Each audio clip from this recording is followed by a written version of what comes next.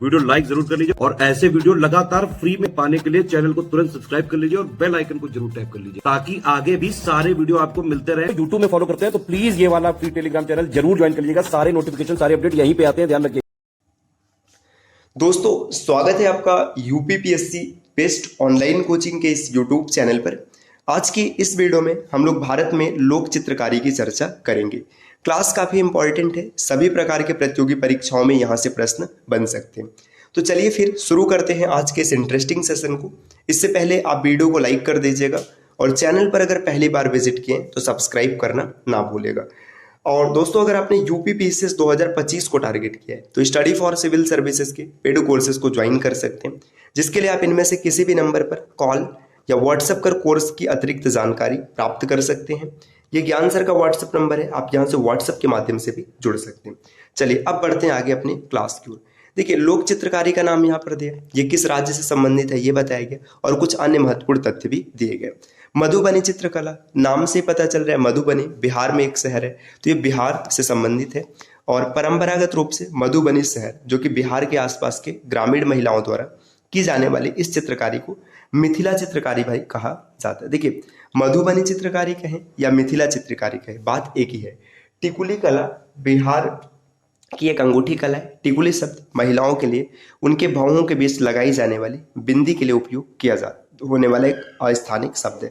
देखिए सामान्य तौर पर जो ग्रामीण क्षेत्र में होंगे यूपी बिहार यहाँ से, तो आप टिकुली आप आराम से जानते होंगे ये क्या होता है। जो बिंदी होते हैं इसी को ग्रामीण क्षेत्रों में कहा जाता है। देखिए पट्टचित्र चित्रकला ये उड़ीसा से संबंधित है। अब इसके बारे में विशेष तथ्य नहीं है तो आपको नहीं याद रखना है। नहीं है कहने का तात्पर्य पेपर में आवश्यक नहीं है, अगर पेपर में आवश्यक होता तो यहाँ पर बताया गया होता। पटुआ कला बंगाल से संबंधित है। पैटकार चित्रकारी ये झारखंड से। देखिए पट्टचित्र उड़ीसा, पटुआ बंगाल और पैटकार चित्रकारी झारखंड। पट्टचित्र पटुआ पैटकार उड़ीसा बंगाल झारखंड। कलमकारी चित्रकला इसका संबंध आंध्र प्रदेश से है। इस कला का मुख्य केंद्र आंध्र प्रदेश राज्य में श्रीकालाहस्ती और मछलीपट्टनम है। देखिए श्रीकालाहस्ती और मछलीपट्टनम। वर्ली चित्रकला इसका संबंध महाराष्ट्र से। थांका चित्रकला, देखिए थांका चित्रकला ये भारत के कई राज्यों से संबंधित, जैसे सिक्किम है, हिमाचल प्रदेश है, लद्दाख हो गया, अरुणाचल प्रदेश हो गया, तो यहाँ से संबंधित है। इसी वजह से यहाँ पे एक का नाम नहीं लिखा गया। नेक्स्ट और आगे बढ़ेंगे। देखिए और आगे यहाँ पर दिया मंजूषा चित्रकारी। मंजूषा चित्रकारी बिहार से संबंधित है। कला का यह रूप बिहार के भागलपुर क्षेत्र से संबंधित है। इसे अंगिका कला भी कहते हैं। देखिए मंजूषा कला अंगिका कला के नाम से जाना जाता है। ठीक, आगे आपने पीछे मिथिला चित्रकला भी देखा हुआ है। यह देखिए जहां अंग का संदर्भ एक महाजनपद से है, इसमें सर्प का रूपांकन सदैव विद्यमान रहता है, इसलिए इसे सर्प चित्रकला भी कहा जाता है। मंजूषा चित्रकला को सर्प कला भी कहते हैं। इस चित्रकला में मुख्यतः जूट और कागज के डिब्बों पर, इसमें क्या होता है कि चित्रकला को जूट और कागज के डिब्बों पर निर्मित किया जाता है। जो भी चित्रकारी दिखाना है वो जूट का डिब्बा रहेगा या कागज का डिब्बा रहेगा, उस पर प्रस्तुत किया जाएगा। चेरियाल लपेटन या फिर स्क्रॉल चित्रकला ये तेलंगाना में है। देखिए तेलंगाना की देशज चित्रकलाएं हैं, इसे नक्काशी कला के एक प्रकार के रूप में जाना जाता है। आगे पिथोरा चित्रकलाएं गुजरात और मध्य प्रदेश में। ये चित्रकला गुजरात और मध्य प्रदेश के कुछ आदिवासी समुदायों द्वारा बनाई जाती है। इसका प्रयोजन धार्मिक और आध्यात्मिक बताया जाता है। जो पिथौरा चित्रकला ये धार्मिक और आध्यात्मिक रूप से महत्वपूर्ण है। सौरा चित्रकला उड़ीसा से संबंधित है। उड़ीसा की सौरा जनजाति द्वारा बनाई जाती है और वर्ली चित्रकला के समान होती है। वर्ली चित्रकला महाराष्ट्र की होती है, अभी आपने हम लोगों ने पीछे पढ़ा है। वस्तुतः भित्ति चित्रकला और रीति परक है। ठीक, और आगे बढ़ेंगे। अब देखिए अन्य टाई डाई और कपड़ा चित्रकारी एवं कपड़ा से छपाई से संबंधित कुछ महत्वपूर्ण तथ्य दिए हैं। अब देखिए ये भी इंपॉर्टेंट हो जाता है। यहाँ पर चित्रकला या फिर जो भी कला है इसका नाम बताया गया है, कहाँ से उत्पादित है और इसके बारे में विवरण दिया। देखिए पागदू बंधु टाई एंड डाई ये मूल रूप से आंध्र प्रदेश में चलता है। देखिए पागदू बंधु टाई और डाई, इसमें यह एक इंडोनेशियन नाम इकत से भी जाना जाता है, तो इसे इकत नाम भी दिया गया है। ये इंडोनेशियन नाम है। इस टाई डाई प्रक्रिया में कपड़े को पहले बुना जाता है और फिर कपड़े पर रेजिस्ट बाइंडिंग की जाती है और उसे रंगा जाता है। देखिए पागदू बंधु टाई डाई चित्रकला जो होता है इसमें पहले कपड़ा बुना जाएगा फिर उसमें उसे रंगा जाएगा। तेलिया रुमाल ये आंध्र प्रदेश से संबंधित है। इसका शाब्दिक अर्थ है तैली रुमाल, जहां कपड़ों को तैली बनाने के लिए एलिजरीन रंगों का उपयोग किया जाता है। आगे दिया है अजरक छपाई कहाँ पर चलता है, ये मूल रूप से गुजरात से स्टार्ट हुआ है।